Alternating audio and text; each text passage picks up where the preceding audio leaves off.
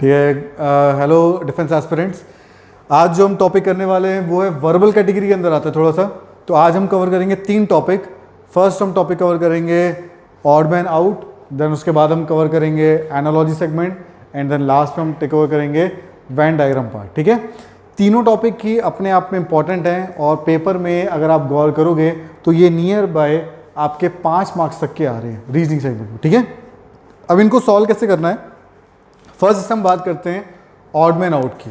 अब odd man out का basic मतलब क्या है, जिस नाम से पता लग रहा होगा आपको, ऑड मैन आउट। इसका मतलब आपने फाइंड करना है ऐसा कौन सा नंबर है या ग्रुप में जो आपको डिटेलिंग दे रखी है उसमें से कौन सी डिटेल पूरे ग्रुप में सबसे अलग सी है।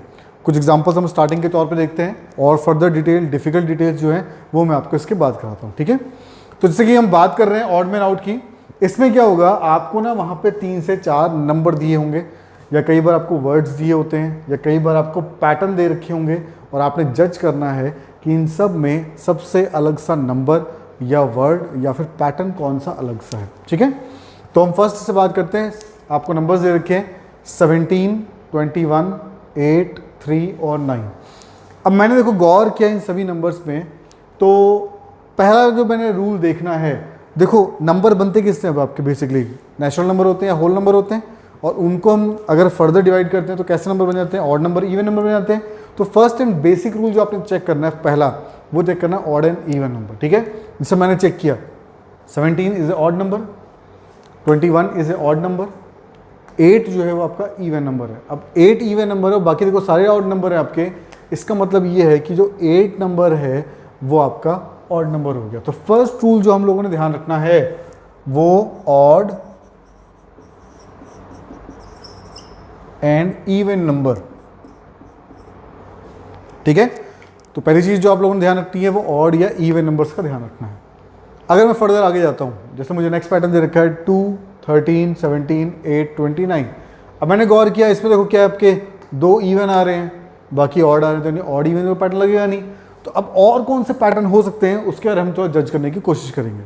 तो मैंने यहाँ पे गौर किया जो सभी नंबर्स हैं वो सारे के सारे आपके प्राइम नंबर है। प्राइम नंबर कौन से होते हैं, जो एक तो खुद से डिवाइड होते हैं या फिर 1 से डिवाइड होते हैं और किसी से डिवाइड नहीं होते हैं।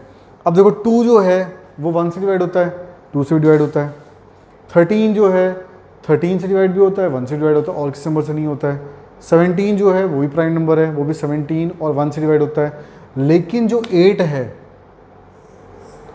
वो 2 से डिवाइड होता है, 4 से डिवाइड होता है, 8 से डिवाइड होता है, 1 से डिवाइड होता है। यानी कि उसके फैक्टर कितने हो गए, 4 हो गए आपके। इसका मतलब है जो 8 है वो क्या हो जाएगा, आपका ऑड नंबर हो जाएगा। तो कई बार आपको पेपर में ध्यान रखना है प्राइम नंबर का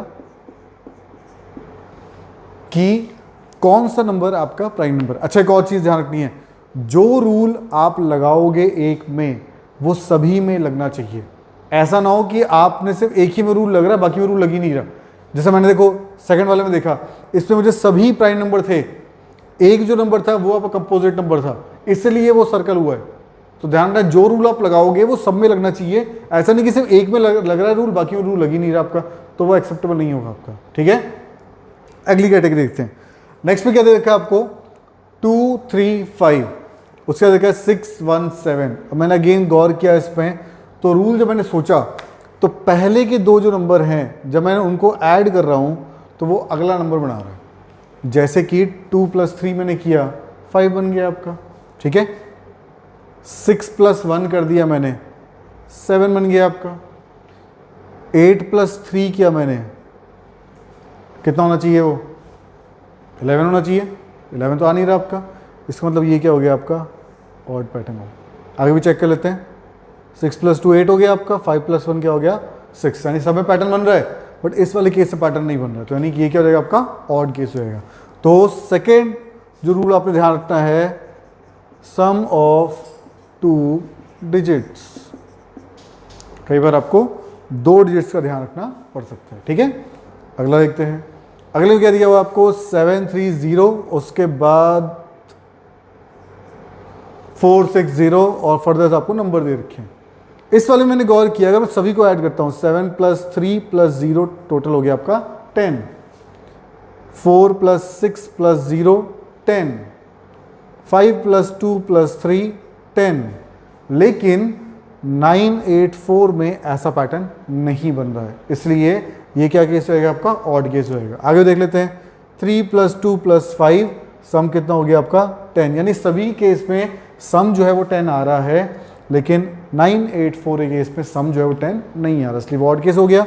तो इसका मतलब है अगला जो रूल बन गया आपका वो बन गया आपका sum of all digits, sum of all digits, ठीक है।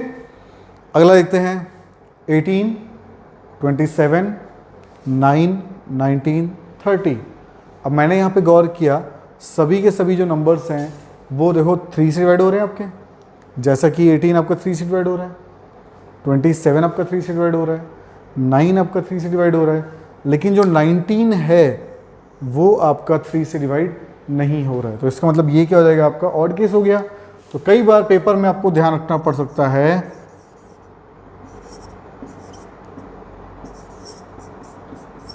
मल्टीपल ऑफ नंबर, इसका मतलब किसी एक नंबर का मल्टीपल दे रखे होंगे, तो आपने गौर करना है कि वो किस नंबर के मल्टीपल हैं और उसके बेस पे आपने फिर क्वेश्चंस को सॉल्व करना है।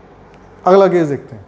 अगले केस में क्या है, मैंने देखा यहाँ पे 4 - 10 दे रखा है, तो अब ये 4 - 10 नहीं है, ध्यान रखना आपने 4 और 10 के बीच में कोई रिलेशन है, ये चीज़ आपको बता रहा है वो, और यही जो रिलेशन आप यहाँ लगाओगे वो सब में सेम लगना चाहिए। ऐसा नहीं कि इसमें अलग बन रहा है, इसमें अलग बन रहा है, इसमें अलग बन रहा है, वो पैटर्न एक्सेप्टेबल नहीं होगा। इससे मैंने गौर किया, 4 और 10 को रिलेट करने की कोशिश की, तो मैंने ध्यान क्या दिया, अगर मैं 4 को 2 से मल्टीप्लाई करता हूँ, 4 × 2 कितना हो गया 8, और 8 + 2 कितना हो गया आपका 10। अगला मैंने गौर किया 6 से 14 आ रहा है, 6 × 2 12, 12 + 2 कितना हो गया आपका 14, 8 × 2 16, 16 + 2 कितना हो गया आपका 18, 9 × 2 18, 18 + 2 20 होना चाहिए, और यहाँ 10 लिखा हुआ है, इसका मतलब ये वाला जो पैटर्न है वो आपका ऑड पैटर्न हो गया। आगे भी देख लेते हैं, बन रहा है नहीं बन रहा। 10 × 2 हो गया आपका 20, 20 + 2 कितना हो गया 22। तो पेपर में कई बार आपको पैटर्न्स देखने पड़ सकते हैं। कैसे पैटर्न, × 2 + 2, तो वहाँ पे ना कोई भी पैटर्न हो सकता है, वो आपको जज करना पड़ेगा क्वेश्चन के हिसाब से, ठीक है। तो जैसे कि मैंने एग्जांपल देके आपको समझाया कि इस केस में आपने क्या करना है, × 2 और +2 का पैटर्न जज करना। अगला एक केस देखते हैं। अगले केस में दिया हुआ आपको 16, 36, 19, 144, 169। अब ना थोड़ा जब मैंने बड़े नंबर्स की तरफ गौर किया तो मुझे ये दिख रहा है कि ये बड़े नंबर ये क्या हैं, आपके मल्टीपल हैं। इसका मतलब क्या हुआ कि बड़े नंबर के मल्टीपल मतलब स्क्वायर टाइप के हो गए आपके। तो जैसे ही मैं बात करता हूँ आपसे, स्क्वायर की 16 जो है वो आपका 4 का स्क्वायर हो गया, 36 जो है आपका 6 का स्क्वायर हो गया, but 19 is not a perfect square. तो पेपर में कई बार आपको स्क्वायर का ध्यान भी रखना पड़ सकता है, ठीक है। तो चेक करना पड़ सकता है कि कौन सा जो नंबर है वो आपका परफेक्ट स्क्वायर है, कौन सा जो नंबर है वो परफेक्ट स्क्वायर नहीं है। अगेन देखो, गौर करने वाली चीज़ क्या है, स्क्वायर का जो पैटर्न है वो सब में लग रहा है, ये नहीं कि आपको सिर्फ एक नंबर स्क्वायर दिखा आपने उसको टिक कर दिया, नहीं, गलत होगा वो आपका, ठीक है। तो स्क्वायर का पैटर्न जो है वो सब में लगा है, एक में नहीं लगा है, इसलिए वो आपका आंसर है। तो आपका जो आंसर होगा वो जाएगा 19। नेक्स्ट केस, अगला जो आपको दे रखा है 1331, 27, 64। जब मैंने नंबर्स को थोड़ा गौर से देखा तो मैंने ऑब्जर्व किया कि ये सारे के सारे आपके परफेक्ट क्यूब हैं। जैसे कि ये 11 क्यूब हो गया, ये आपके 3 का क्यूब हो गया, ये आपके 4 का क्यूब हो गया। तो 49 जो है वो क्या होता है आपका स्क्वायर, किसका स्क्वायर होता है 7 का। तो यानी कि ये तो हो गया 7 का स्क्वायर, इसका मतलब ये हो गया ऑड केस। तो पेपर में कई बार आपको क्यूब का पैटर्न भी देखना पड़ सकता है। तो ध्यान रखना है आपने कि पेपर में ये पैटर्न्स को एनालाइज करते हुए आपने इनके बेस पे क्वेश्चंस देखने हैं। कुछ और डिफिकल्ट लेवल के क्वेश्चंस कौन से हो सकते हैं उसके बारे में बात करेंगे, पहले आप इसको नोट डाउन करो सभी। चलो कुछ और एग्जांपल्स देखते हैं कि और क्या क्या पैटर्न हो सकते हैं, ठीक है। तो जैसा कि हमने पिछली बार वाले केस देखे थे और जो अब हम केस देखने वाले हैं, इसमें वर्ड्स भी आप देख रहे होगे और पैटर्न्स भी देख रहे होगे डिफरेंट, ठीक है। तो आपने इनको सॉल्व कैसे करना है, इस टाइप क्वेश्चन आएंगे तो अप्रोच कैसे करना है वो देखते हैं, ठीक है। फर्स्ट अब मैंने इसको गौर किया ऐसे, तो नंबर लिखा हुआ है कि 3, 4, 5, 6, अब मैंने इस वाले केस में गौर किया, एक ना सीक्वेंस पैटर्न बन रहा है आपका, जैसे कि 3 4 5 6। अगला मैंने गौर किया 2 3 4 5। अगला मैंने गौर किया 1 9 4 7। अब देखो 1 9 4 7 जो है वो सीक्वेंस में नहीं है आपका, इसका मतलब वो क्या हो जाएगा आपका ऑड केस होएगा। अगर आगे देखता हूँ मैं 4 5 6 7।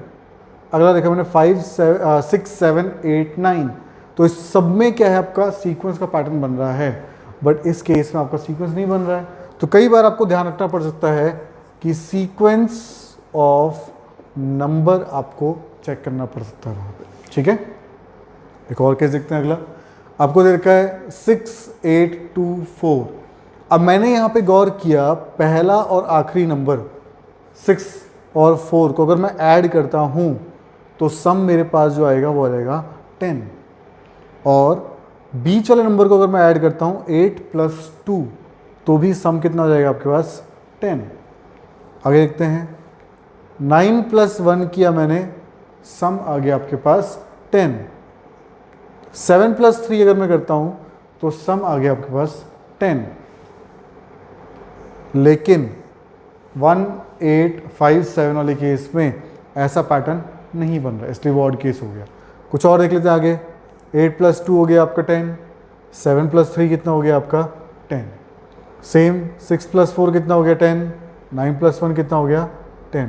तो अगर मैं गौर करता हूँ हर एक केस में आपका सम जो बन रहा है वो बन रहा है 10, लेकिन जो थर्ड वाला केस है 1 8 5 7 उसमें ऐसा पैटर्न नहीं बन रहा है, इसलिए वो ऑड केस हो गया। तो कई बार आपको ध्यान रखना पड़ सकता है कि first digit plus fourth digit equal to second digit plus third digit. तो 4 नंबर का अगर पैटर्न होगा आपका तो उन 4 में से आपने ध्यान रखना है फर्स्ट और फोर्थ डिजिट को कई बार ऐड करने पर इक्वल होगा वो सेकेंड और थर्ड डिजिट के बराबर। अगला केस देखते हैं। जैसे अगला आपको दे रखा है 2 8 3 4, ठीक है। अब देखो इस केस पर अगर मैं गौर करता हूँ फर्स्ट नंबर का जो डबल है वो देखो लास्ट में आ रहा है 4। इसका मतलब क्या है, पहले नंबर को अगर मैं 2 से मल्टीप्लाई करता हूँ तो लास्ट वाला नंबर आ रहा है आपका 4।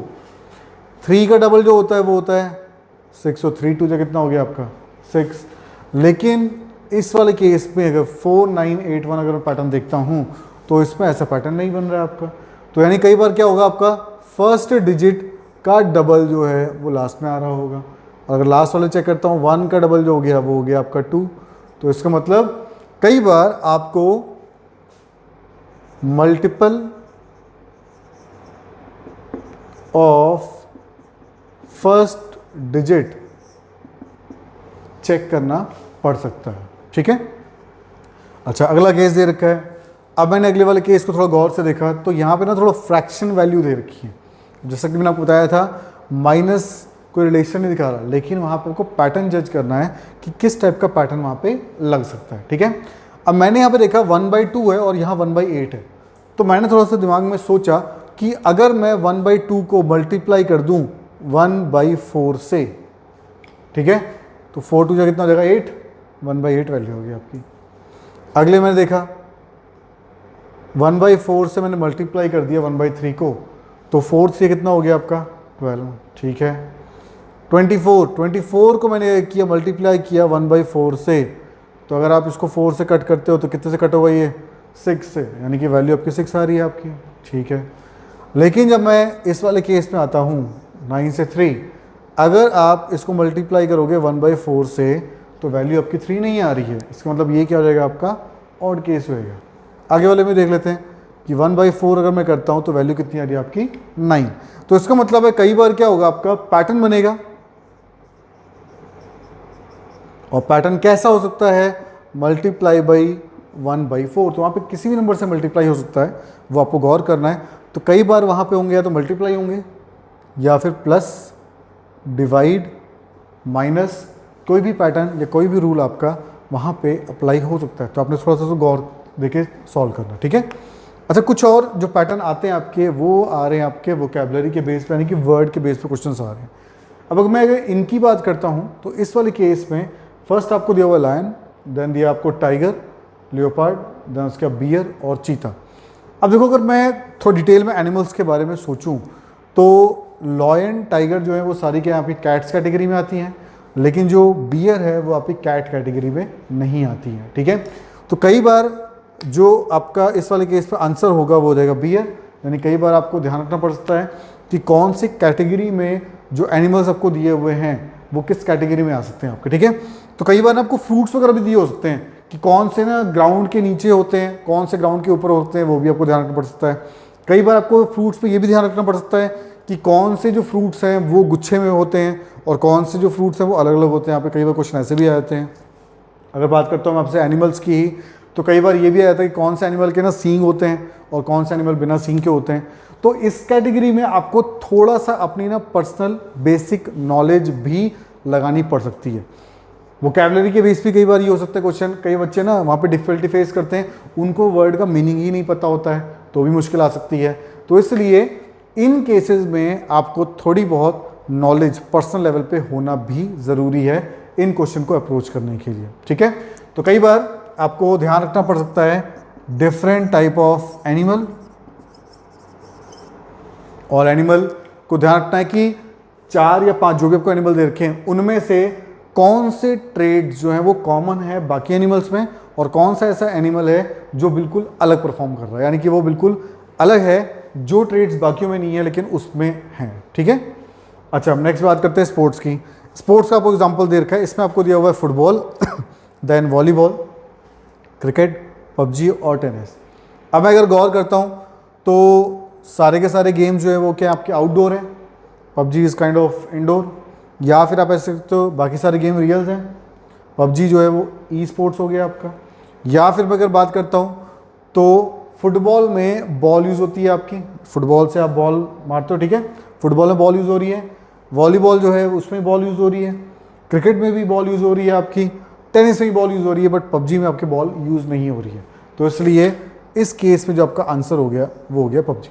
तो यानी कि कई बार आपको स्पोर्ट्स दिए होंगे, डिफरेंट स्पोर्ट्स दिए होंगे, अगेन आपको एनालाइज करना है कि कौन सा स्पोर्ट्स इसमें से अलग है। कई बार से आपको दिया होता है रग्बी गेम दिया होता है, अब बच्चे सोचते हैं सर सारे तो बॉल वाले गेम है, पर अगर आप लोगों ने रग्बी की बॉल देखी हो तो रग्बी की जो बॉल होती है वो थोड़ा ओवल शेप की होती है, तो वो अलग कैटेगरी की होगी आपकी, ठीक है। तो ध्यान रखना है कौन सा स्पोर्ट्स आपसे पूछ रहा है, अकॉर्डिंगली अपने आंसर देना है। कई बार एग्जाम में आप देखोगे वहाँ पे आपको कबड्डी दिया हुआ है, खो खो दिया हुआ है। अब कबड्डी खो खो की खास बात ये है कि इनमें आपके जो बॉल या फिर कोई मटेरियल यूज़ नहीं होता है, इसमें ह्यूमन टच या ह्यूमन गेम्स यूज़ हो रहे हैं आपके। तो ध्यान रखना है आपने कौन सी ऐसी कैटेगरी है जो चारों में तो लाई कर रही है पर किसी एक में लाई नहीं कर रही है, वो आपका मोस्ट अप्रोप्रिएट आंसर होगा। तो अगेन ध्यान रखना है आपने स्पोर्ट्स या गेम्स में कुछ ऐसे चीज़ों का ध्यान रखना है जो सब में कॉमन हो और किसी एक में कॉमन ना हो, और जिसमें कॉमन नहीं होगा वो आपका आंसर होगा, ठीक है। तो कई बार पेपर में आपको डिफरेंट टाइप के गेम्स भी पूछ सकता है। तो गेम्स के लिए ध्यान रखना है आपने कि वो किस कैटेगरी में लाई कर रहे हैं, और अगेन चारों एक कैटेगरी में होने चाहिए, एक जो है वो अलग होना चाहिए, वही आपका आंसर होगा जो सबसे अलग होगा, ठीक है। नेक्स्ट हम बात करते हैं, अब हम क्लोथिंग सेगमेंट्स की अगर हम बात कर रहे हैं तो आपको दिया हुआ है पैंट्स दिया हुआ है, शर्ट दिया हुआ है, ट्राउज़र दिया हुआ है, शॉर्ट्स दिया हुआ है, पजामाज दिए हुए हैं। तो मैंने गौर किया सारे के सारे देखो लोअर एंड है आपके, लेकिन जो अपर पार्ट में पहनते हैं वो क्या हो गया आपकी शर्ट, तो वो क्या हो गया आपका ऑड केस हो गया। तो कई बार क्लोथिंग की अगर बात करते हैं तो अगेन आपको सोचना पड़ सकता है कि कौन से जो सेगमेंट्स हैं वो आपके डाउन साइड वाले हैं और कौन से आपके अपर एंड वाले हैं, ठीक है। कई बार डिफरेंट टाइप की हैट्स के नाम आ जाते हैं, बच्चे अगेन वो कंफ्यूज आते हैं कि सर ये नाम पता नहीं कैसे दे रखे हैं, और उसमें एक अलग सा नाम दिया होगा शर्ट। तो अगेन हमें लिंक करना है उसको कि अगर डिफरेंट टाइप की हैट्स हैं तो उसके बारे में आपको थोड़ी बहुत नॉलेज होनी चाहिए।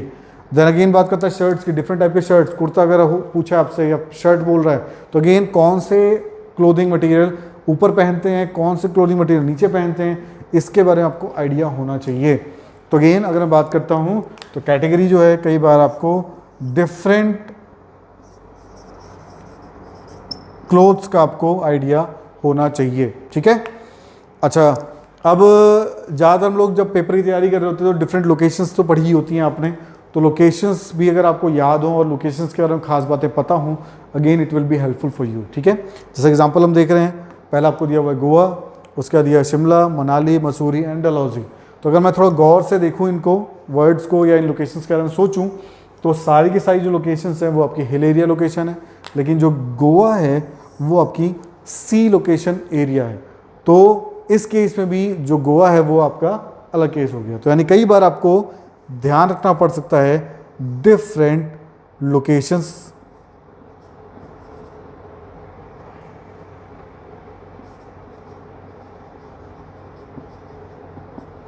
ठीक है कि डिफरेंट लोकेशन कौन कौन सी है और उसके अकॉर्डिंगली आपने आंसर्स टिक करने होंगे। ठीक है, तो कुछ और एग्जांपल्स है, ये ध्यान से आप इसको नोट डाउन करो। ठीक है, इसके ऊपर सोचो और उसके बाद इसमें जो चीज़ ना हो वो आप कमेंट या फिर चीज़ों में पूछ सकते हो।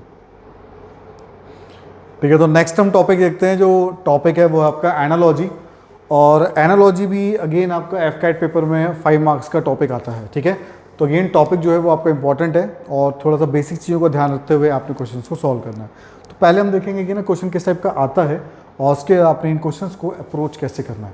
लाइक अगर मैं बात करता हूँ आपसे, फर्स्ट आपको दिया हुआ एग्जाम्पल तौर पे जंगल, उसके एक जू दिया हुआ है। अब देखो क्वेश्चन को क्या करना है आपने, वर्ड दिया जंगल, डबल डॉट दिए हुए हैं, जू दिया हुआ है, उसके आपको ना 4 डॉट्स दिए हुए हैं और उसके आपको सी दिया हुआ है। ध्यान क्या रखना, आपने फर्स्ट को इससे लिंक करना है, उसके बाद जो पैटर्न आपने सोचा इसके लिए वही पैटर्न दूसरे के लिए आपने सोचना है। ठीक है, जैसे कि अगर बात करता हूँ आपसे, फर्स्ट आपको दे रखा है जंगल। अब जंगल हो गया बहुत बड़ा फॉर्म। ठीक है, उसके बाद जू, जंगल के जो जानवर हैं या वैसा माहौल जो है वो आपके जू में आप देखोगे, पेड़ उगाए जाते हैं वहाँ पे। ठीक है, एलिफेंट जैसे जो आपके जंगल में रह रहे हैं वो सारे के सारे एलिफेंट वैसे ही माहौल में जू में रखने की कोशिश की जाती है। तो सी जो है वो बहुत बड़ा पार्ट हो गया आपका। तो सी का अगर मैं छोटा बात करता हूँ तो वो होगा आपका एक्वेरियम।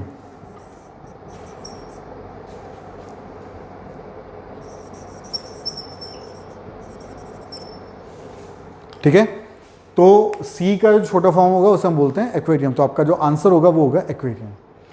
अगला आपको देखा है ओसिस। अब ओसिस क्या होगा, आपने सुना होगा मरुधान। तो डेजर्ट में ना पूरे मतलब रेतीले एरिया में जहाँ पे थोड़ा सा पानी अवेलेबल हो जाता है, लाइक थोड़ा सा तालाब से बन जाता है, वहाँ पे ना बहुत सारे पेड़ वगैरह या आसपास के जानवर वगैरह जो है ना वहाँ पे इकट्ठा हो जाते हैं। ठीक है, तो उस एरिया को मतलब डेवलप या फिर वहाँ पे थोड़ा ग्रीनरी रहती है, उस ग्रीनरी वाले एरिया को हम ओएसिस कहते हैं। ठीक है, और ये होता कहाँ पे, सैंड एरिया में होता है आपका। तो सेम अगर मैं आइलैंड की बात करता हूँ तो आइलैंड क्या है, बेसिकली समुद्र वाले पूरे एरिया में छोटी जगह जहाँ पे कहीं उगी होती है, यानी थोड़ा सा लैंड ऊपर होता है, उसे हम आइलैंड बोलते हैं बेसिकली। तो आइलैंड जो है वो कहाँ पे होंगे, आपके सी एरिया में। तो ध्यान रखना आपने, ओएसिस जो है वो होंगे आपके सैंड एरिया में और जो आइलैंड होगा वो होगा आपका सी एरिया में। देन अगले अगर कैटेगरी में देखता हूँ, सर्कल का आपको दे रखा है सरकमफेरेंस, सर्कल का सरकमफेरेंस। अब सरकमफेरेंस क्या होता है, अगर मैं थोड़ा सोचूं, आपने पढ़ा भी होगा इसके बारे में। सर्कल का जो आउटर रिंग होता है उसे हम क्या बोलते हैं, सरकमफेरेंस। तो यानी कि एक स्क्वायर के आउटर वाले पार्ट को हम क्या बोलेंगे, पेरीमीटर।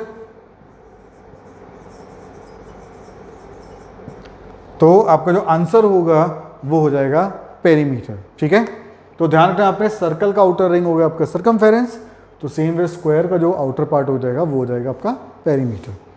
अगला देखते हैं, आपको दे रखा है हिल, और हिल क्या आपको दे रखा है, माउंटेन। हिल बेसिकली क्या होता है, छोटा सा कोई पहाड़ वाला जो एरिया हो गया वो हो गया आपका हिल। अब अगर ढेर सारे हिल हो जाएंगे तो वो क्या बन जाते हैं, माउंटेन, यानी कि ढेर सारे पर्वत श्रृंखला बन जाती है। ठीक है, सिमिलरली स्ट्रीम, अगर बात करता हूँ स्ट्रीम, वेव चल रही है आपकी, तो ढेर सारी जब स्ट्रीम चलती हैं तो वो सारी कहाँ पे होती हैं, आपकी रिवर में। अगर मान लो यहाँ वेव्स लिखा होता तो आपने चूज करना था सी। यहाँ पे स्ट्रीम मतलब लहरों की बात, वेव्स की बात कर रहा है, वो आपके बहने की बात कर रहा है, तो जो बहने हैं वो आपकी कहाँ पे हैं, रिवर्स में रहती हैं। ठीक है, तो यानी कि हिल जो है, ढेर सारे हिल होंगे तो माउंटेन, और ढेर सारी स्ट्रीम्स होंगी तो वो जो क्या बन जाएंगे, आपकी रिवर। गुड। अगर आपसे बात करता है नेक्स्ट, पुश, अपोजिट क्या हो गया, पुल। ठीक है, धक्का से हम डोर ओपन करते हैं तो हम पुश करते हैं या फिर पुल करते हैं अपनी तरफ। ठीक है, तो दोनों एक दूसरे के अपोजिट हैं। कई बार आपने बोर्ड पे देखा भी होगा, दरवाजों पे लिखा होता है ना वो पुश एंड पुल, सेम चीज़। थ्रो की बात कर रहा है आपसे। अब थ्रो का अपोजिट फिर क्या हो जाएगा आपका, थ्रो का जो अपोजिट होगा वो होगा कलेक्ट। ठीक है, थ्रो, बॉल थ्रो करते हैं हम लोग, तो थ्रो कैसे करते हैं, पूरा पकड़ते हैं हम लोग, तो पूरा पकड़ के हम थ्रो कर रहे हैं, तो कलेक्ट क्या होगा, पूरा पकड़ के जो अगर होगा होल्ड उसे हम क्या बोलेंगे, कलेक्ट। यानी कि थ्रो का अपोजिट क्या रहेगा आपका, कलेक्ट।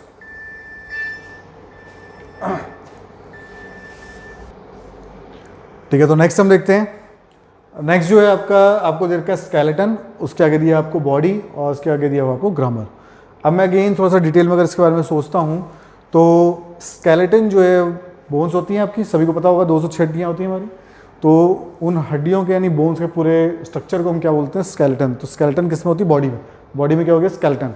सेम जो ग्रामर है, अब एग्जाम पॉइंट ऑफ से आप जो पढ़ते हो तो आप ग्रामर फाइंड कर रहे हो सेंटेंस में, पर एक्चुअली ग्रामर किस में होती है, पूरी लैंग्वेज में। ठीक है, तो अगर बात करेगा आपसे ग्रामर की, तो ग्रामर होती है आपकी लैंग्वेज में। तो स्केलेटन होती है बॉडी में एंड ग्रामर जो होगी वो होगी आपकी लैंग्वेज में। गुड। अगली बात करते हैं आपसे अर्थ। अर्थ का आपको दिया हुआ सन, तो जो अर्थ है ना वो सन के अराउंड घूम रही है आपकी। सिमिलरली अब आपसे पूछता है मून, तो मून क्या होगा आपके, किसके अराउंड घूम रहा है, वो अर्थ के अराउंड। तो आपका जो आंसर हो जाएगा वो हो जाएगा अर्थ। तो आप ना लॉजिक ध्यान रखते हैं इसमें, जो लॉजिक आप फर्स्ट वाले में अप्लाई कर रहे हो वही लॉजिक आपने दूसरे वाले में आगे अप्लाई करना है। ठीक है, तो नेक्स्ट हम देखते हैं। अगला आपको दिया हुआ बैंक, और बैंक के आगे दिया हुआ मनी। तो उसका मतलब बैंकों में जो ट्रैवल करता है वो क्या ट्रैवल करता है, मनी ट्रैवल करता है। हर एक बैंक दूसरे से, या बैंक बेसिकली लेन देन जो है वो किस चीज़ की हो रही होती है, मनी की। तो सेम वे अगर मैं बात करता हूँ ट्रांसपोर्ट की, तो ट्रांसपोर्ट में क्या लेन देन होता है, ट्रांसपोर्ट में क्या ट्रैवल कर रहा होता है, वो ट्रैवल करेगा गुड्स। ठीक है, गुड्स जो है वो आपके ट्रैवल करता है ट्रांसपोर्ट में, तो आपका जो आंसर हो जाएगा वो हो जाएगा गुड्स। तो इस टाइप से जो पैटर्न आपको पहले दे रखा है वही पैटर्न आपने आगे सोचना है। नोट डाउन करो भी सभी इसको एक बार, और उसके बाद फिर हम कुछ और एग्जांपल देखते हैं कि आपने उन क्वेश्चंस को सॉल्व कैसे करना है।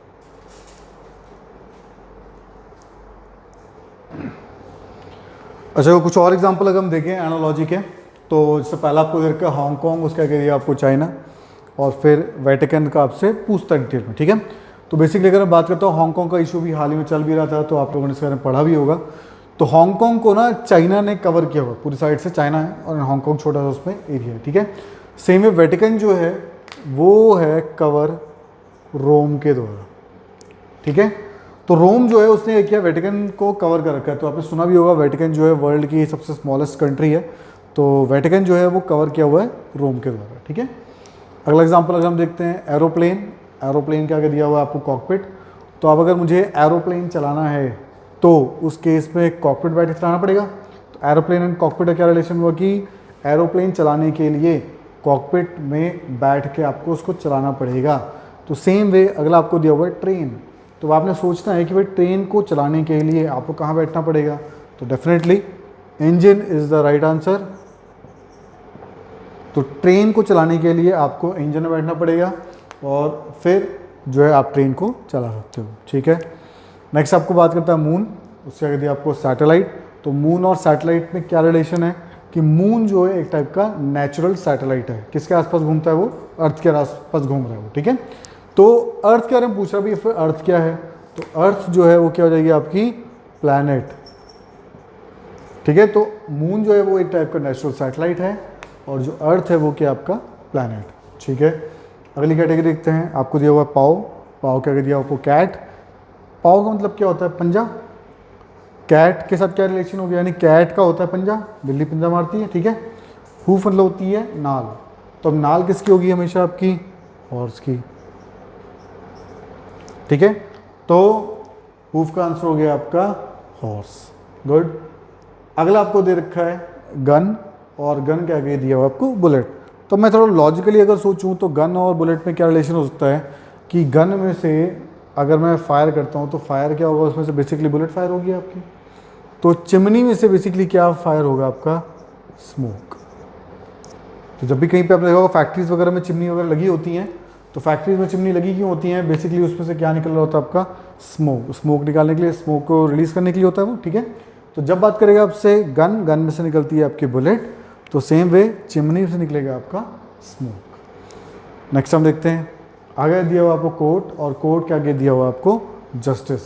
अब कोर्ट का जस्टिस कैसे हो सकता है, अगर मैं लॉजिकली सोचूं तो कोर्ट में अगर हम जाते हैं तो वहाँ पे हमें क्या मिलता है, जस्टिस मिलता है। सेम वे आपसे पूछा हुआ है स्कूल। तो अब स्कूल अगर हम जाते हैं तो स्कूल में क्या मिलेगा आपको, एजुकेशन।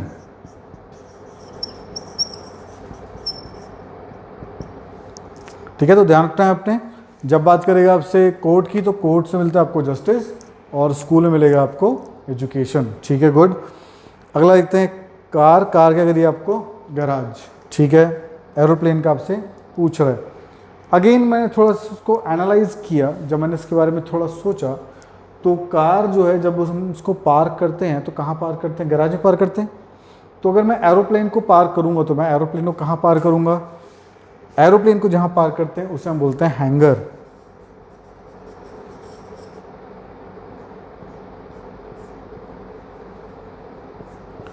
ठीक है। तो एरोप्लेन को जहाँ पार्क किया जाता है उसे हम बोलते हैं हैंगर। तो आपका जो आंसर होगा वो हो जाएगा हैंगर। तो कार जो है गैराज में पार्क होती है, एरोप्लेन जो है वो हैंगर में पार्क होता है, ठीक है। अगला आपको दिया हुआ है क्लॉक, क्लॉक का दिया आपको टाइम। इसका मतलब क्लॉक जो है बेसिकली वो टाइम देखने का काम आती है। अगर हम क्लॉक से टाइम देख रहे हैं तो थर्मामीटर से हम क्या देख रहे होते हैं, टेम्परेचर, गुड। तो जो आपका आंसर हो जाएगा वो हो जाएगा टेम्परेचर। तो थर्मामीटर का जो आपका आंसर होगा वो होगा टेम्परेचर।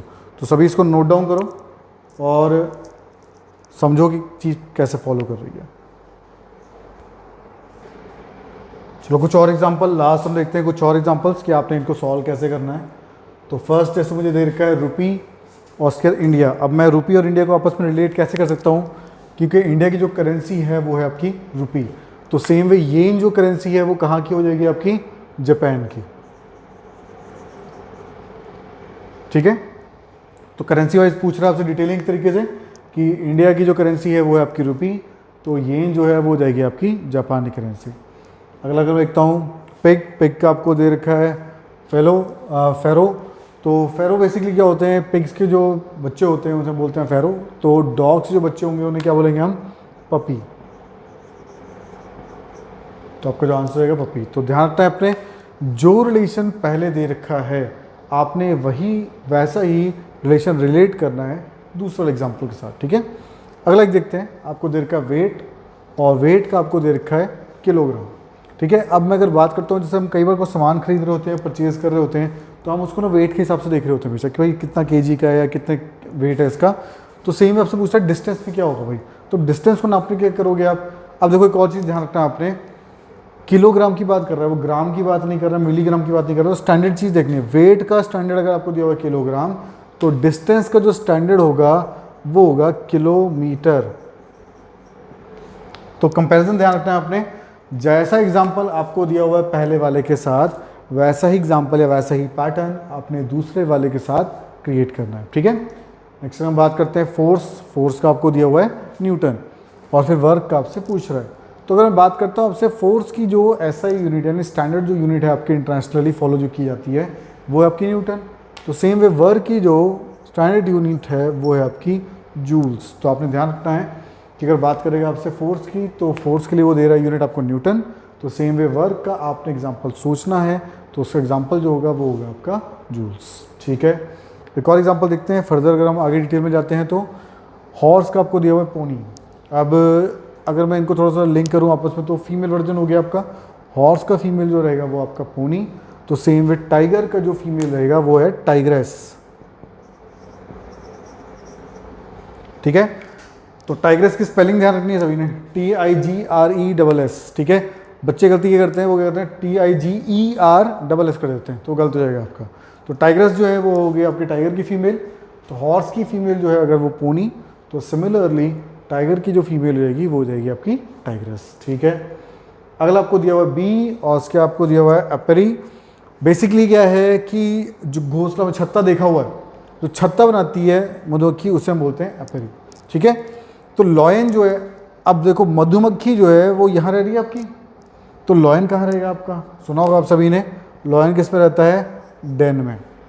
तो आंसर जो होगा वो होगा आपका डेन। तो बेसिकली ये ना ये रहने के लोकेशन के हिसाब से इस क्वेश्चन बना हुआ है कि बी जो है वो एपरी में रह रही है, तो जो आपका लॉयन है वो कहाँ पे रहेगा, तो लॉयन रहेगा आपका डेन में, ठीक, गुड।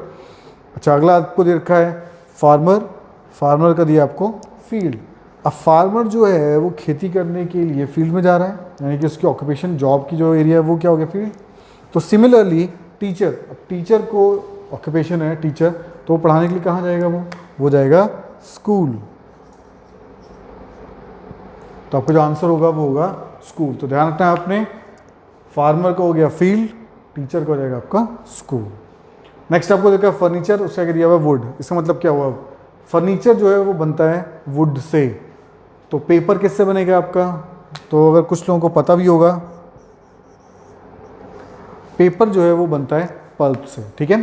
तो यानी कि पेपर जो लुगदी होती है, आपने सुना होगा वर्ड लुगदी, लकड़ी क्या करते हैं वो लोग, तोड़ते हैं उसको, मैश करते हैं, पानी में अच्छी तरह घोलते हैं, देन उसको कंप्रेस किया जाता है एंड देन उसका पेपर फॉर्म होता है। तो जब बात करेगा फर्नीचर और वुड की, यानी कि फर्नीचर जो है वो बन रहा है वुड से, तो सिमिलरली पेपर जो है वो बनेगा आपका पल्प से, ठीक है। तो ये कुछ चीज़ें हैं जो आपने ध्यान रखनी है।